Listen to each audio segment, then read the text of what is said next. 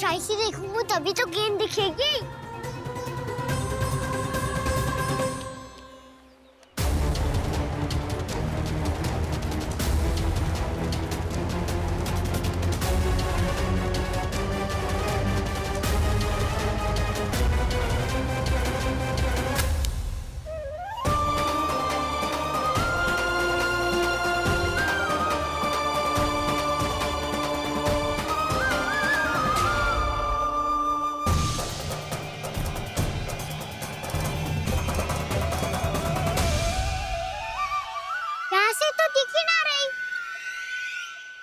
वहीं से फेंकी थी ना?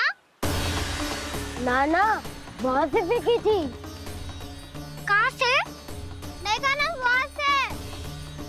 समझ ना आ रहा, ठीक ठीक बताना कहाँ से फेंकी थी?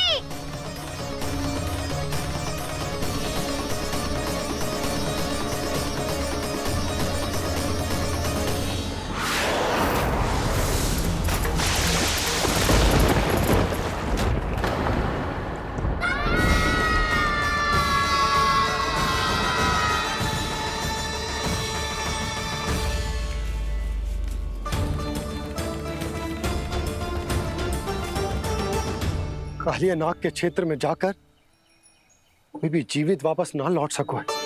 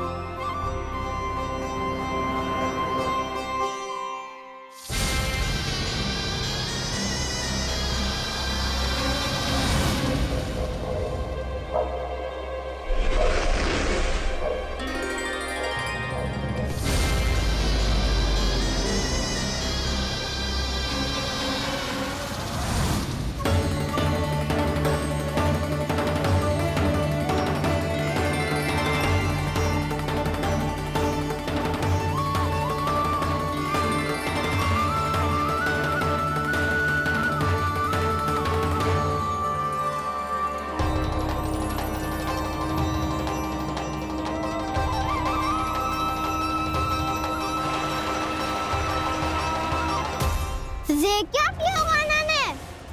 कालिया नाग तो उसे देखते ही निकल जाएगा।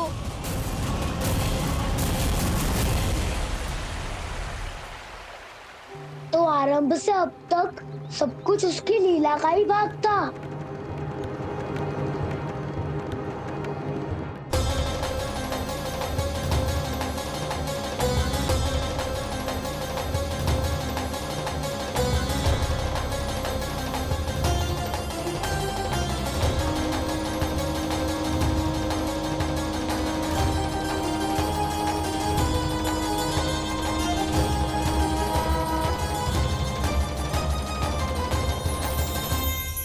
इतना सुंदर रूप, मनमोहने वाली मुस्कान, अद्भुत तेज और भगवान जैसी दिव्यता।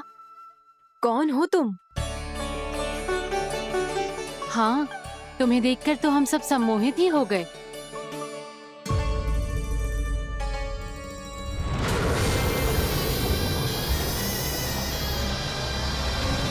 तुम जो भी हो बालक, वापस लौट जाओ। हमारा हृदय तुम्हें ही देखते रहना चाहता है, किंतु यदि हमारे पति जाग गए तो तुम्हें अवश्य हानि पहुंचाएंगे। ये बहुत विषैले है बालक, कालकोट जैसे भयानक। इनके विष से तुम नहीं बच सकोगे। नंदराज, कालिया नाग के विष का प्रभाव बढ़ते ही जा रहा है। पहले 8 कोस तक उसके विष का प्रभाव था, अब तो 1 योजन से अधिक क्षेत्र में फैलो है। जल पीने के प्रयास से अनेक पशु मारे गए हैं और नदी के निकट के वृक्ष और वनस्पति सब नष्ट होने लगे।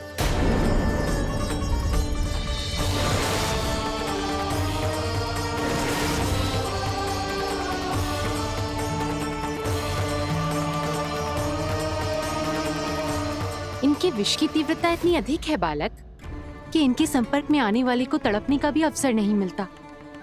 इनके विष की अग्नि क्षण भर से भी कम समय में प्राण वायु को जलाकर राख कर देती है।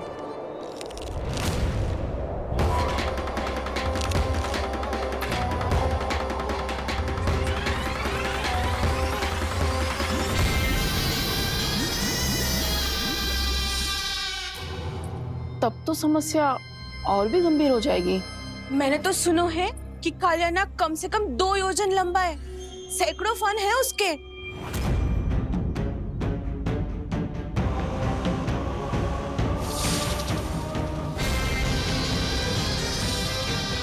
इसका अर्थ तो ये है कि हम दोनों ओर से फंस गए। एक और कंस को 1 कोटि कमल पुष्प देने जो कि कालिया नाग के क्षेत्र में पड़ते हैं, और दूसरी ओर उस कालिया नाग का विष यमुना जी के क्षेत्र में बढ़ता ही जा रहा। इसके कारण हम ही नहीं, निर्दोष पशु पक्षी भी संकट में। इन दोनों समस्याओं का एक ही समाधान है, उस कालिया नाग का सामना करना। और ये ना समझ आ रहा कि हम ये करेंगे कैसे, क्योंकि ये बात साधारण मनुष्य के बस की ना है। हमारे लिए ये असंभव है।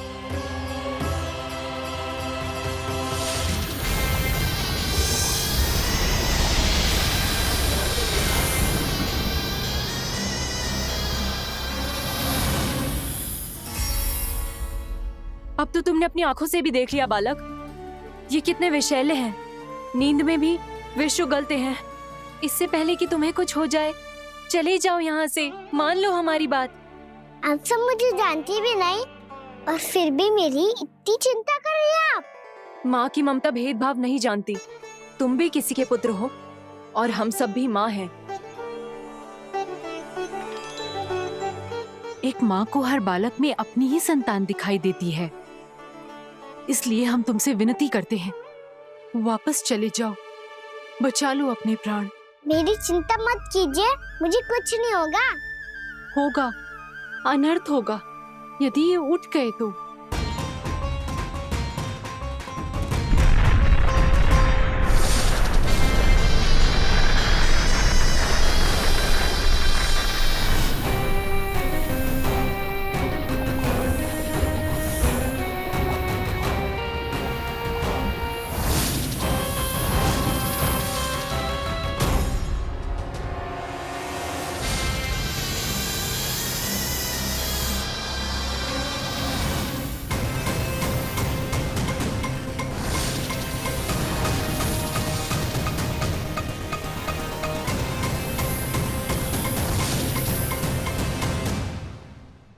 सामने होते हुए भी अपने इश्क को केवल वही देख सकता है जो अपना अभिमान त्याग चुका हो।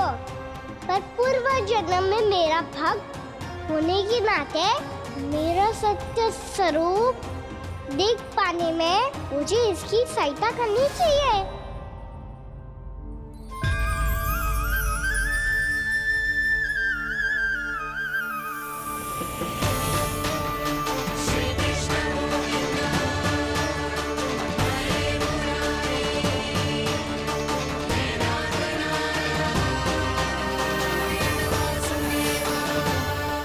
देखो हमारा छोटा सा कान्हा कैसे डट के खड़ा हुआ है, इतने विशालकाय, इतने महाभयंकर सबके सामने।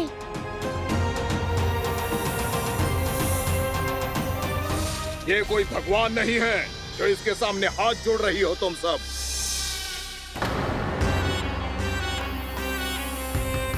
एक सामान्य साधारण बालक है ये, जो ये तक नहीं जानता कि इसके सामने है इसका काल, कालिया। तू कौन है बालक?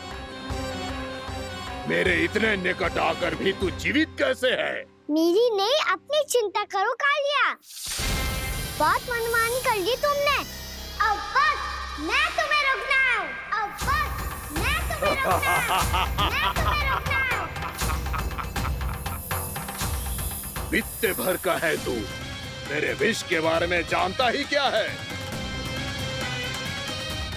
और कहता है मुझे रोकने आया है। किससे किससे रोकना चाहता है तू मुझे? मुझे क्रोध दिलाने की भूल मत कर बालक। अपनी फुंकार से ही तेरी इस मुस्कुराहट को अंतिम मुस्कुराहट बना सकता हूं मैं। शीघ्र बता, कौन है तू और किसने भेजा है तुझे? तुम्हें आवाज भी है कि अपनी पुकारों से तुम कितना विष भूल चुके हो। पवित्र यमुना नदी को कितना दूषित कर दिया तुमने।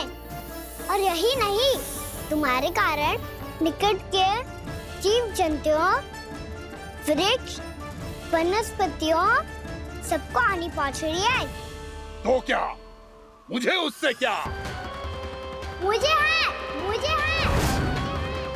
आपत्ति है मुझे तुम्हारी इस व्यवहार से, और इसीलिए तुम्हें यहाँ से जाना होगा।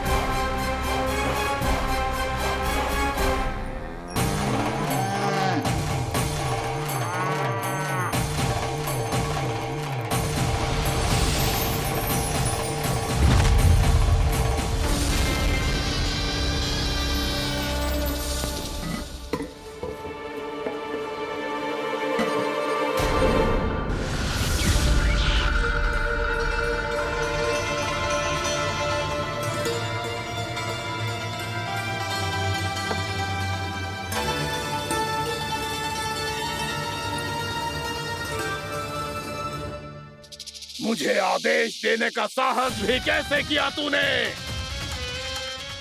इस क्षेत्र को मैंने अपना राज्य बनाया है। मेरा परिवार रहता है यहाँ, और तू मुझे यहाँ से जाने के लिए कह रहा है? हाँ, क्योंकि तुम्हारे यहाँ रहने के कारण अन्य जीवों को हानि हो रही है, और मैं ऐसा नहीं होने दे सकता।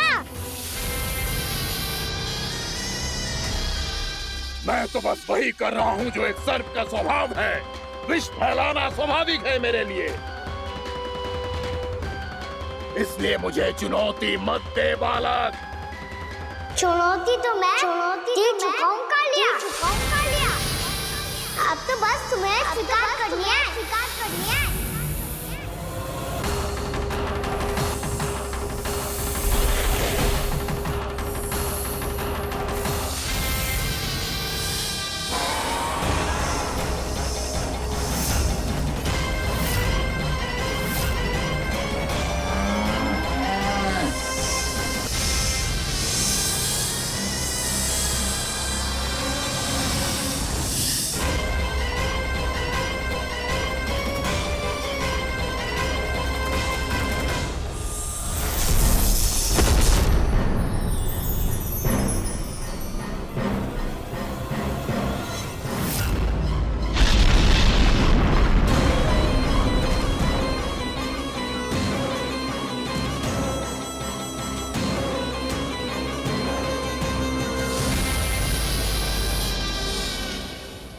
मैं भी चेतावनी दे रहा हूँ, यहाँ से चले जाओ।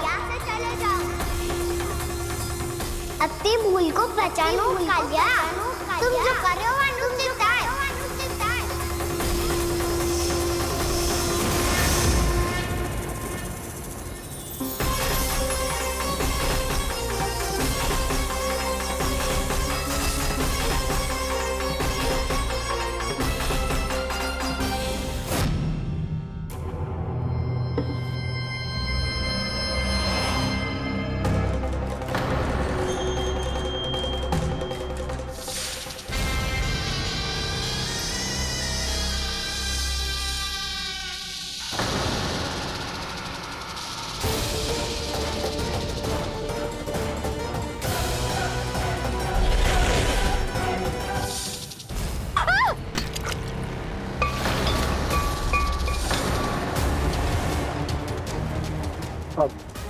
मैं आता हूं। क्या हो गया सुधा? मुझे आवाज हो रहा है जी, कछु ना कछु गड़बड़ है। यशोदा, जो समस्या हमारे सामने है, हम सभी उसका समाधान खोजने में जुटे। तुम विश्वास करो, मैं कोई ना कोई समाधान अवश्य ढूंढ लूंगा। हम कैसे भी करके वो कमल के पुष्प उस कंस तक पहुंचा देंगे। नाना, समस्या उससे कहीं अधिक है, उससे कहीं अधिक बड़ी, उससे कहीं अधिक भयानक है।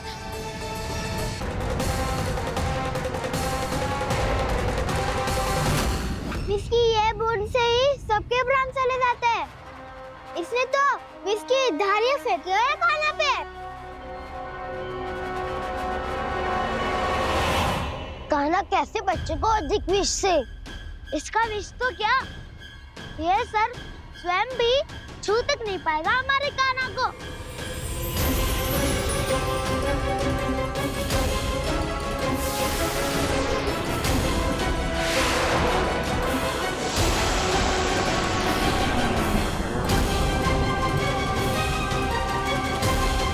तुम्हारे सखा को, मेरे भाई को कोई हानि नहीं पहुंचा पाएगा। ये कान्हा का सत्य चाहे जो हो बलराम, पर अभी तो जो एक बालक ही है ना।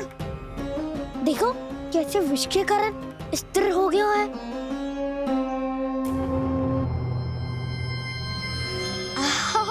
हाउ सर्फ ने कितनी आसानी से अपनी पूंछ से बांध लिया है। मुझे यहाँ से भगाना चाहता था ना तू? अब मैं तुझे दिखाऊंगा अपना सामर्थ्य। ये मूर्ख किसे बांधना चाहता है अपनी पूंछ में? उन्हें जिनका विस्तार सारे ब्रह्मांड में है, या उन्हें जो स्वयं अनंत है? पर देवराज, प्रभु ऐसा करने ही क्यों दे रहे हैं कालिया को? आप सब भूल रहे हैं देवगण। कालिया पूर्व जन्म में प्रभु का बहुत बड़ा भक्त था। उसी भक्ति का फल मिल रहा है अब इसे। वैसे भी भक्तों के मन का भाव सबल हो तो भगवान तो सहज ही बंध जाते हैं।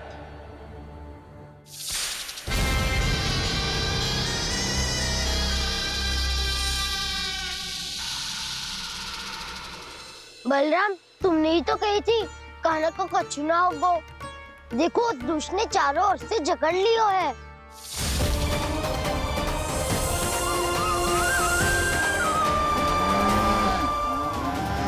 ये क्या कह रही हो तुम? सुधा जी, क्या हुआ? घबरा क्यों रही हो आप? सुलक्षणा, मुझे आभास हो रहा है कुछ बहुत बड़ी अनहोनी हो गई है। नंदराज, नंदराज, नंदराज!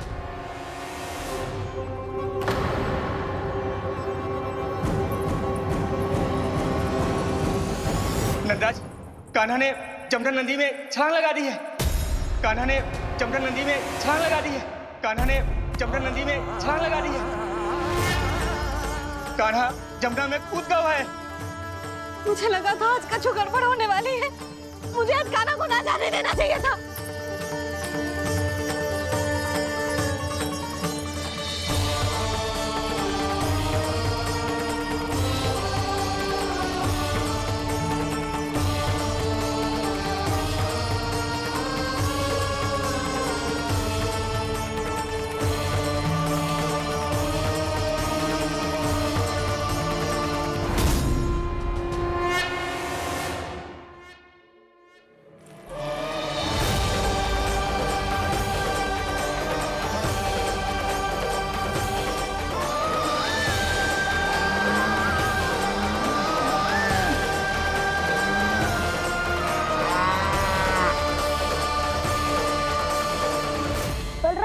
कछु करो ना।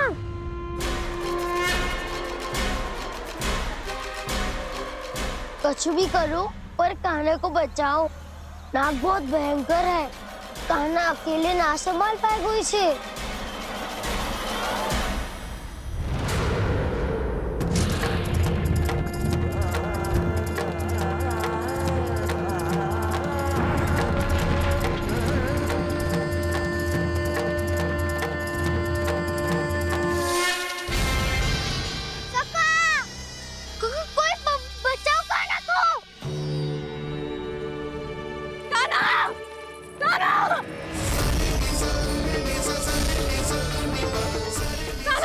यशोदा, यशोदा रुको। छोड़ दो मुझे, छोड़ दो